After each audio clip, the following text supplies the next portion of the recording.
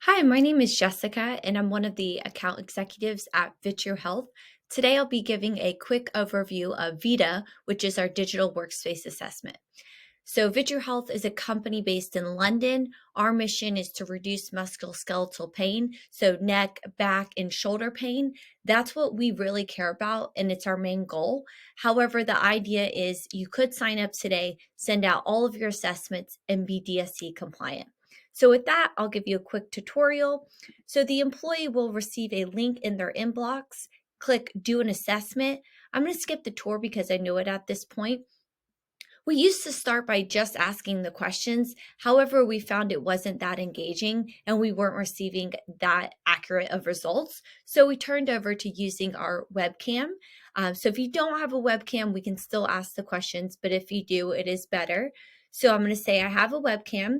Just want to make sure your screen's not pointing at the ceiling and you want to sit as you normally would so we can get good measurements. The camera does some security stuff first. Now you can see here it's taking measurements of my eyes, ears, nose, and shoulders. So on the right-hand side, we're looking at the distance between myself and the screen. It says I'm a little too close. If I get a little further back, you could see I get into the green. Now we're looking at the height of my screen.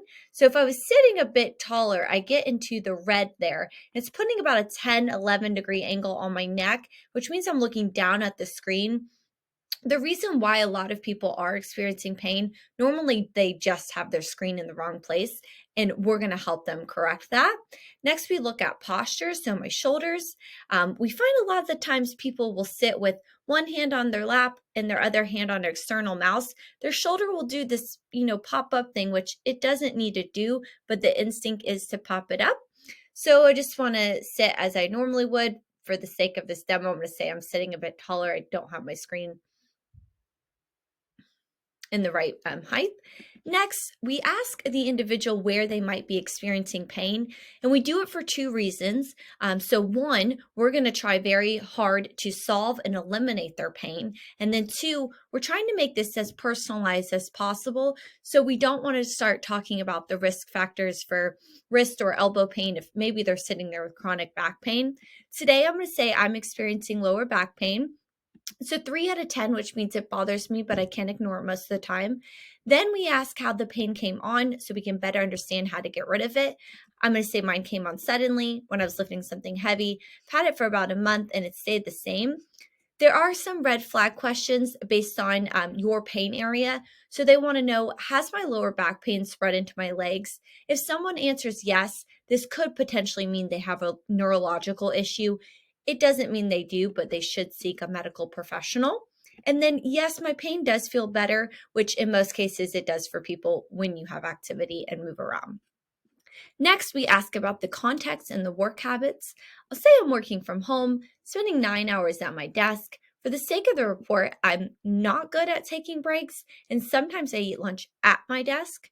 There's a couple questions that are less to do with musculoskeletal pain. However, the DSC regulations do require that we ask, and we take things like temperature and noise level into consideration for productivity.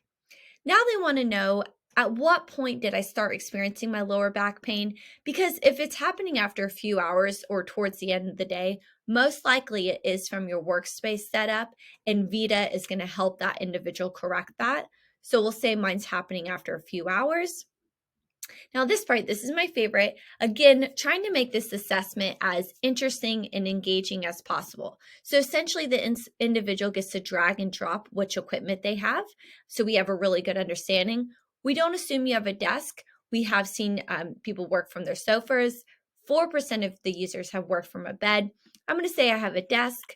I work with my laptop. I do have 2 screens, and my monitor is typically turned. I have a keyboard, mouse, for example. Let's say I read a trendy article and I'm sitting on a gym ball. And then we take the whole holistic approach into factor. So things like plants, we know make people happy, but clutter can stress you out. DSC regulations do require we look at lighting. We know lighting improves mood, but if it is placed behind your seating, this could potentially cause eye strain or screen glare, and we want to take that into consideration. Next, we want to know about the height of the desk, whether it's something high like a breakfast bar table low, like a coffee table. I'm going to say mine's regular height. Now, back pain wise, do I have a standing desk? I'm going to say yes. We do find loads of people stand at their desk all 8 hours a day, and they really should only stand 25 to 30 minutes per working hour. Otherwise, it could potentially increase my lower back pain. People don't know that. We'll educate them on that. My feet are fully supported on the ground, and my hips are in line with my knees at 90 degrees. Wrist and arm related, my wrist and arms are relaxed, and there is space while I'm typing. My frequently used items are easy to reach. I don't use a pen and paper that much, and all my phone calls are through my laptop these days. Last set of questions here of the assessment. These are completely optional for the employee. If the employee answers them, they're not shared with the employer. However, we will be able to give them a way better set of personalized recommendations. So for example, if you are pregnant, depending on how far along you are, your ergonomic needs will be much different from someone who's not. I'm going to say that I'm privacy conscious and I just don't feel like answering these. That's fine. Now, my personalized report here is being generated. And so what we have worked towards during this assessment is a personalized report for each individual that highlights their strengths and their weaknesses of their workspace setup. We're going to identify the inefficiencies and self-empower the individual to correct everything on their own. So my overall score here on the left-hand side, you can see I'm at 47%. I don't need to panic. I'm not in the red. However, definitely room for improvement because I'm seeing I'm 24% lower than the industry average of 71%. Then we go through each insight. So posture, your working habits, behavioral related, your setup, your equipment.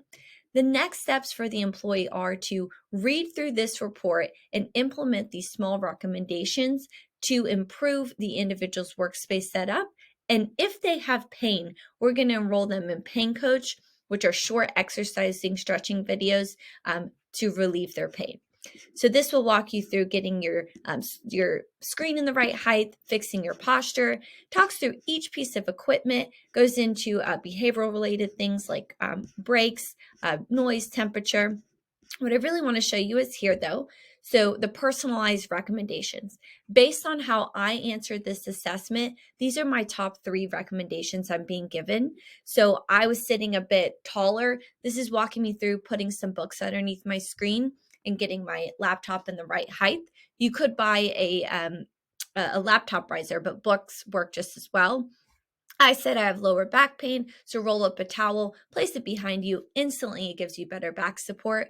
My weaknesses were really break related, so I said I wasn't taking enough breaks, sometimes eating lunch at my desk.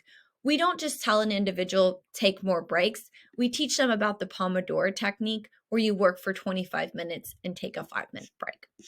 Then once the employee logs back into their dashboard, they're going to have access to these 3 to 7 minute long stretching exercises videos, one specific to their pain area, and then another will be a full body.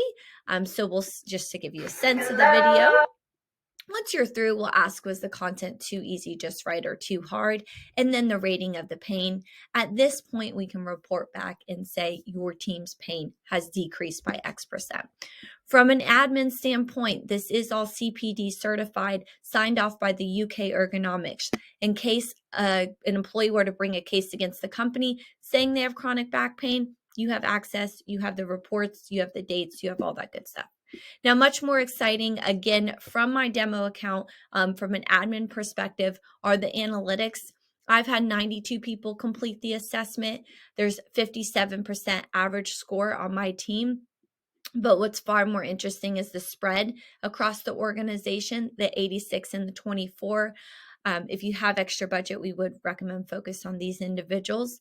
If you want to know where your team's pain is, well, mine's where there's color, almost all over the body, definitely higher in the lower back and the neck, which are super common pain areas. 63% of my team are reporting pain, and the average pain level is a 3.7 out of 10, which is about a 15% drop in productivity levels. 7 people have intense pain. If you want to know who they are, you can click see full list, drop down. Colleague Shane here has 9 out of 10 lower back pain. Someone should reach out to him and help them. If you want to focus on just equipment, this is a good section. If you want to, these 38% doing just fine. If you want to help support these individuals, drop down, see full list, and you can see there's 59 people that may benefit from an external mouse if you have budget on the back end. So as you can see here, the assessment is about 5 minutes for the employee to go through. We're making it interesting and engaging as possible, and then working towards their strengths and weaknesses and helping them self-empower to correct everything on their own, while giving the admin access to powerful and meaningful analytics that hopefully you can share with leadership and help correct on the back end. So I hope you enjoyed this tutorial. Please let me know if you have any questions, and have a great day. Thank you.